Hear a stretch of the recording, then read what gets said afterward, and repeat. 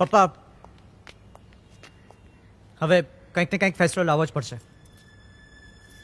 જુઓ, તમારું આ બિહેવિયર અમારા ઘરમાં નહીં ચાલે. તમારું ઘર? વાત તમારાની નથી.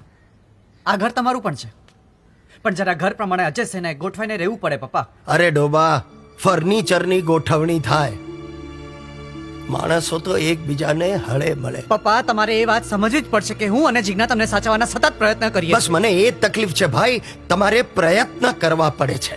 પાઠકજી, પપ્પા, we also have our personal life.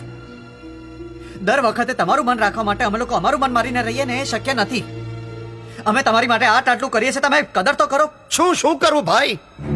શું કરું છું હું? કદર એટલે હા, રોજ સવારે ઉઠીને તમને થેન્ક યુ કહું, પ્રણામ કરું, છાપામાં જાહેરાત આપું કે મારો દીકરો ને મારી વહુ મારી બહુ કદર કરે છે, અને આટલું એટલે શું કર્યું છે? શું તે જોયું? એમની ભાષા જોઈ તમને? અરે ભાષાને છોડો, ભાષા પાછળનો ભાવ જુઓ. ભાવ શું ધૂળ જુએ? આ ઘરમાં રીત ભાત કે સભ્યતા જેવું છે જ ક્યાં? હું મારી હાઈ સોસાયટીની ફ્રેન્ડ્સને ઘરે પણ નથી બોલાવી શકતી. High society? તમારી હાઈ સોસાયટીની જો આટલી જ બધી ચિંતા હોય ને તમને, તો એક કામ કરો ભાઈ, બેગ બિસ્તરા ઉપાડો અને નવું ઘર શોધી લો તમારી હાઈ સોસાયટીમાં. Get out. પાઠકજી, આ તમે શું બોલી રહ્યા છો? સાંભળો, કોમ્પ્રોમાઇઝની વાત તો દૂર, ઉપરથી ધમકી આપે છે. દીકરાના નામે ઘર કર્યું હતું, એ શું નાટક હતું? નાટક નહોતું ત્યારે અમને દીકરો હતો. પપ્પા, તમને જો જીજ્ઞાની વાતનું ખરાબ લાગ્યું હોય ને તો હું તો પણ તું કાંઈ કરી શકે એમ નથી ભાઈ. તારા જેવા પતિઓ એટલે બૈરીએ કમર પર ખોસેલો હાથ રૂમાલ. તારું કામ એના કપાળ પરનો પરસેવો લૂછવાનો જ છે ભાઈ.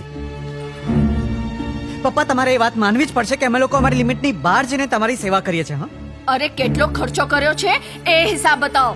હિસાબ? તમે હિસાબ રાખો છો? મમ્મી, હવે હિસાબ તો રાખવો જ પડે ને. છેલ્લા 1 વર્ષમાં તમારી માટે 98,000નો ખર્ચો થયો છે. તમારા કપડા લત્તા, તમારા હરવા ફરવાના, તમારી દવા દારૂ, તમારા સામાજિક વ્યવહારો અને ઉપરથી તમારો પરચુરણ ખર્ચો. ભૂલ છે તારા હિસાબમાં, ભૂલ છે. હું તને લખાવતું લખ. આ તારા ઘરમાં અમે રહ્યા, તે અમને જમાડ્યા 2 ટાઈમ, તારી વીજળી, તારું પાણી વાપર્યું, આ બધો હિસાબ કેમ નથી ઉમેરતો તું? પપ્પા, તમારે ઝઘડો વધારવો છે? અરે તારો હિસાબ સુધારું છું, હાથ રૂમાલ. Jigna, you are right. આ લોકોને સમજાવવાનો કોઈ જ અર્થ નથી. Let's go. ઉભો રે છોકરા.